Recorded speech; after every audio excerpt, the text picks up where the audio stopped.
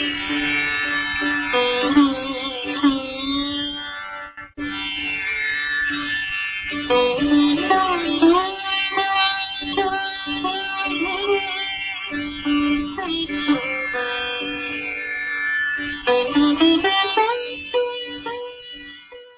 صاحب السلام علیکم۔ وعلیکم السلام جواد صاحب، کیسے ہیں آپ؟ الحمدللہ، اور آپ سنائیے کیسے مزاج ہیں آپ کے؟ بالکل ٹھیک ٹھاک، کیسے ہیں آپ؟ بس پہلا آپ کی دعا چاہیے۔ آپ کو یاد ہوگا کہ ہماری جو گفتگو ہوتی رہتی ہے مختلف اوقات میں، جس میں ایک دفعہ آپ نے تحریف کے موضوع پہ کچھ بات کرنے کی کوشش کی تھی جی، اور اس وقت کچھ وقت کم ہونے کی وجہ سے ہماری بات چیت نہیں ہو سکی۔ تو کیا ایسا نہیں ہو سکتا کہ آپ کے سامنے اگر میں کچھ بائبل کے حوالے پیش کروں اور اس سے یہ ثابت کرنے کی کوشش کروں کہ بائبل محرف نہیں ہے، تو کیا آپ اس طریقہ کار کو پسند فرمائیں گے؟ جواد صاحب، آپ تو جانتے ہیں کہ ہم بائبل کو محرف مانتے ہیں، ایسی صورت میں اس کے حوالے پیش کرنا کس طرح جائز ہو سکتا ہے؟ اگر بات تو آپ کی صحیح ہے کہ ظاہر ہے کہ جب آپ اسے محرف مانتے ہیں تو اس صورت میں اس سے میں آپ کے سامنے کوئی حوالہ پیش نہیں کر سکتا۔ ایسی صورت میں میرا خیال ہے کہ پھر یوں کر لیا جائے کہ چونکہ قرآن مجید آپ کے نزدیک بھی محترم ہے اور میں بھی اس کا احترام کرتا ہوں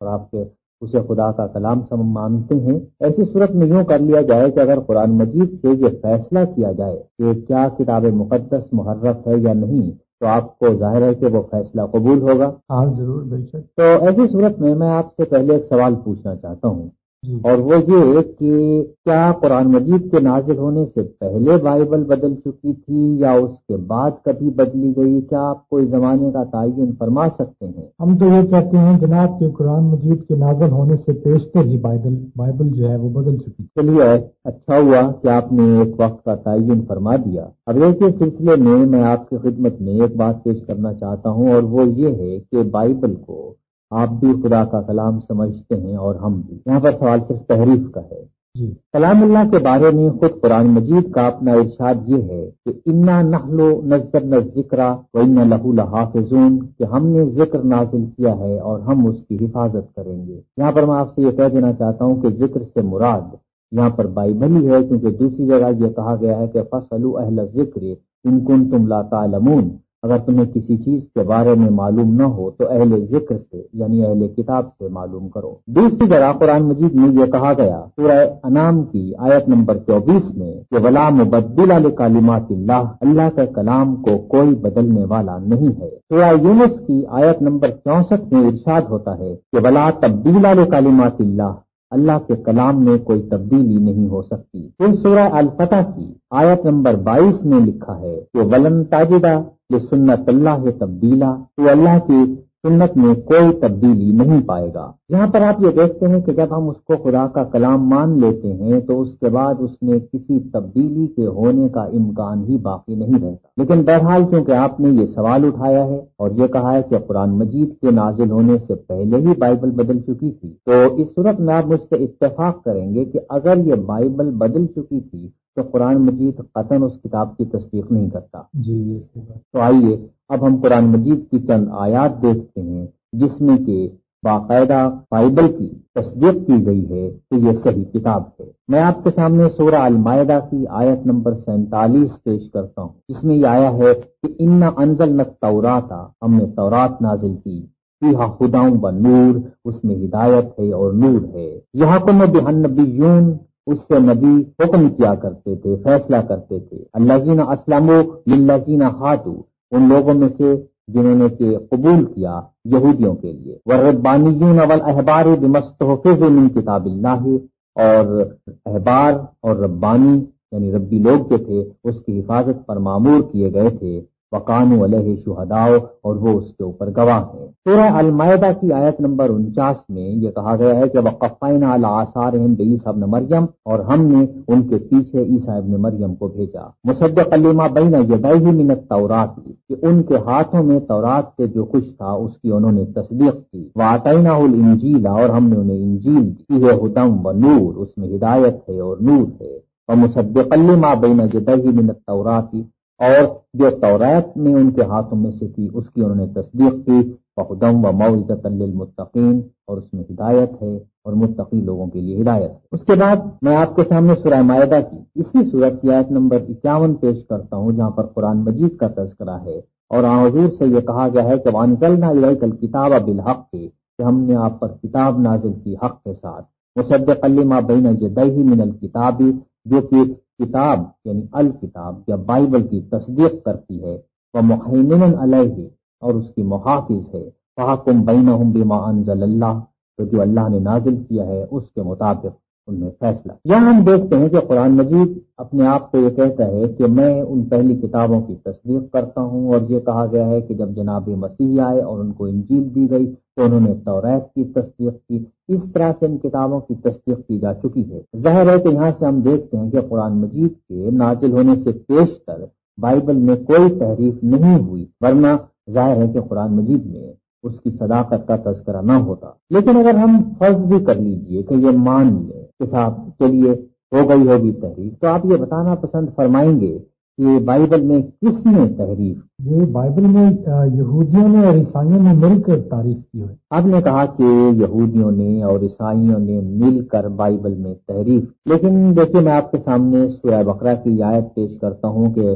وقالت اليہود لیست النصارى علی شیء، کہ یہودی یہ کہتے ہیں کہ عیسائی حق پر نہیں ہیں، وقالت النصارى لیست اليہود علی شیء، اور عیسائی یہ کہتے ہیں کہ یہودی حق پر نہیں ہیں، وہم یتلون الکتاب، حالانکہ وہ دونوں کتاب پڑھ رہے ہیں۔ یہاں پر آپ یہ دیکھ رہے ہیں کہ یہودیوں اور عیسائیوں کے درمیان اتنا بڑا جھگڑا ہے کہ دونوں ایک دوسرے کو یہ کہتے ہیں کہ وہ سچ پر نہیں ہے، وہ کہتے ہیں کہ وہ سچ پر نہیں ہے، لیکن اس کے باوجود دونوں ایک کتاب پڑھ رہے ہیں۔ آپ خود بتائیے کہ ایسی صورت میں دونوں کس طرح سے متفق ہو سکتے تھے کہ اس میں تحریف کریں، اور اگر وہ تحریف کرنا بھی چاہتے تو ان کے اپنے اعتقادات میں اختلاف تھا۔ ظاہر ہے کہ قرآن عہد نامے میں جناب مسیح کا تذکرہ ہے، یہودی اگر اس کو نکال دیتے تو لیکن عیسائی اس کو نکالنے کے لیے تیار نہیں ہوتے۔ ایسی صورت میں تو اس میں تحریف پر دونوں کا اتفاق کر لینا تقریباً ناممکن ہے۔ اس لیے میرا خیال ہے کہ ایک تو آپ کا وہ سوال جس کا میں جواب دے چکا کہ قرآن مجید کے نازل ہونے سے پیشتر بائبل بدل چکی تھی قرآن مجید کی تصدیق کے ساتھ، اس کے آپ اعتراض کا جواب دیا جا چکا ہے۔ دوسرا آپ کا یہ کہ تھا بائبل میں یہودیوں اور عیسائیوں نے مل کر تحریف کی، اس کا بھی جواب دیا جا چکا کہ دونوں کا متفق ہونا ناممکن۔ اس لیے میرا خیال یہ ہے کہ اگر آپ اس سوال پر کچھ اور غور کریں تو شاید آپ کے ذہن میں یہ آئے کہ نہیں، شاید آپ نے تاریخ مقرر کرنے میں کوئی غلطی کی ہو یا کوئی اور اجتہادی غلطی ہو گئی ہو، تو اس لیے اگر آپ اس پہ غور فرمائیں تو آپ کس نتیجے پر پہنچتے ہیں؟ اس میں یہ بات بھی کہی جا سکتی ہے جارج صاحب کہ حضرت صلی اللہ علیہ وسلم کے انتقال کے بعد بھی بائبل میں تحریف ہوئی ہے۔ آپ کا یہ ارشاد کہ حضرت کے انتقال کے بعد بائبل میں تحریف ہوئی ہے، یہ ہمیں ایک تو اس لیے ماننے میں اس میں دقت پیش آتی ہے کہ جب قرآن مجید نے اس بائبل کی پہلے سے تصدیق کر دی تو اگر کوئی تحریف کے امکانات موجود بھی تھے تو کم از کم اس کا کوئی اظہار کر دیا جاتا اور یہ بتا دیا جاتا کہ دیکھو ان لوگوں سے بچ کے رہنا، ابھی تو انہوں نے ایسی حرکت نہیں کی لیکن شاید آگے چل کر یہ ایسی حرکت کر لیں۔ تو اس کے بعد اس سلسلے میں جو بڑی مشکل کا سامنا پیش آتا ہے وہ حسان صاحب یہ ہے کہ ہمارے پاس بائبل کے وہ نسخے بھی موجود ہیں جو کہ حضرت کی آمد سے پیشتر تھے، اور ہمارے پاس وہ نسخے بھی موجود ہیں جو آپ کی آمد کے بعد ہیں، اور جب ہم ان دونوں کا مقابلہ کرتے ہیں تو ان میں ہم کوئی تفاوت اور کوئی فرق نہیں دیکھتے۔ ظاہر ہے کہ ایسی صورت میں آپ کا یہ اعتراض بھی کچھ معقول معلوم نہیں ہوتا۔ اگر کوئی آپ ایسا کوئی ٹھوس قسم کا اعتراض پیش کریں جس پہ میں بھی سوچنے پر مجبور ہو جاؤں کہ ہاں صاحب شاید ممکن ہے ایسا ہوا ہو، تو آپ کو ایسی ٹھوس کوئی دلیل پیش کر سکتے ہیں جس سے یہ معلوم ہو کہ صاحب اس میں تحریف ہوئی ہے؟ اس کا سب سے بڑا ثبوت تو یہ ہے کہ اس کتاب میں تثلیث اور مسیح کی صلیبی موت اور کفارہ جیسی نامعقول باتیں شامل کر دی گئی ہیں۔ حسان صاحب، آپ نے بہرحال یہ کہ تثلیث اور مسیح کی صلیبی موت اور کفارے جیسی تعلیم کو نامعقول کہا ہے، بہرحال شاید آپ کی مراد یہ ہو کہ یہ عقل کے معیار پر پوری نہیں اترتی یا آپ کی سمجھ سے بالاتر ہیں۔ شاید ہم اس موضوع پر تو پھر کسی اور موقع پر گفتگو کریں گے کہ کیا یہ چیزیں معقول ہیں یا نہیں ہیں، لیکن اس وقت میں آپ کی خدمت میں یہ عرض کرنا چاہوں گا کہ اگر آپ یہ پہلے یہ ثابت کرتے کہ کفارہ اور مسیح کی صلیبی موت اور تثلیث یا اس قسم کی اور تعلیم بائبل میں پہلے موجود نہیں تھی اور اب موجود ہے، تو تب تو یہ بات کہی جا سکتی تھی کہ یہ تحریف ہوئی ہے، لیکن ایسی صورت میں صرف ایک چیز سے کیونکہ آپ اتفاق نہیں رکھتے، یہ تو آپ کہہ سکتے ہیں کہ صاحب میں یہ تعلیم قبول نہیں کرتا، لیکن یہ کہنا کہ کیونکہ میں اسے قبول نہیں کرتا اس لیے یہ فرض کر لیا جائے کہ یہ صاحب اوریجنل میں موجود نہیں تھی، یہ دیکھیے یہ آپ کی کچھ ذاتی ہے۔ اور میرا خیال ہے کہ اگر ہم ایسا کریں کہ اس موضوع کو اس وقت تک ملتوی کر دیں جب ہم ان باتوں پر گفتگو کریں، تو شاید آپ یہ سمجھ سکیں گے کہ یہ اتنی نامعقول تعلیم نہیں ہے، اور جب آپ پر معقولیت واضح ہو جائے گی تو شاید آپ کا اپنا یہ اعتراض جو ہے وہ بھی آپ کے سامنے آئے اور آپ اس کو واپس لینے پر مجبور ہو جائیں، اس لیے ہم اس کو چھوڑ دیتے ہیں کہ یہ معقول ہے یا نامعقول ہے۔ اور میرا خیال ہے کہ چونکہ آپ مطالعہ کرتے رہتے ہیں اور وقتاً فوقتاً یہ کتاب اور دوسری کتابیں بھی آپ کے مطالعے میں رہتی ہیں، تو آپ کو ایسا سوال پیش کر سکیں کہ جس سے یہ واقعی معلوم ہو کہ صاحب ہمارے سامنے ایسا زندہ ثبوت موجود ہے، سامنے ہو بالکل، اسے آپ پیش کریں جس میں تحریف کا کوئی ثبوت ملتا ہو۔ سب سے اہم ثبوت جو اس سلسلے میں پیش کر سکتا ہوں وہ تو آپ کی بائبل سوسائٹی ہے۔ جی، آپ کی بائبل سوسائٹی جو ہر سال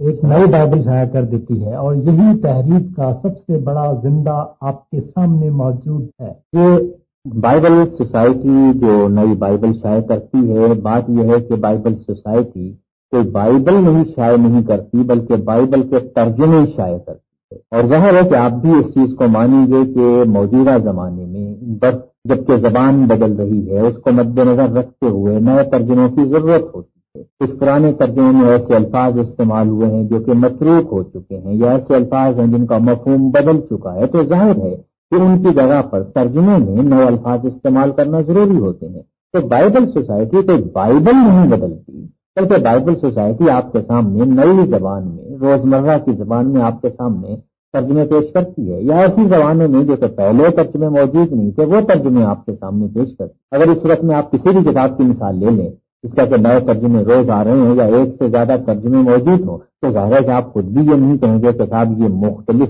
یہ وہ کتاب ہے، بلکہ آپ یہ کہیں گے کہ یہ کتاب کے مختلف ترجمے ہیں۔ ظاہر ہے کہ یہ بھی آپ نے کوئی ایسی بات نہیں کی احسان صاحب کہ جس سے میں یہ مان لوں کہ نہیں صاحب اس میں تحریف ہوئی ہے۔ ویسے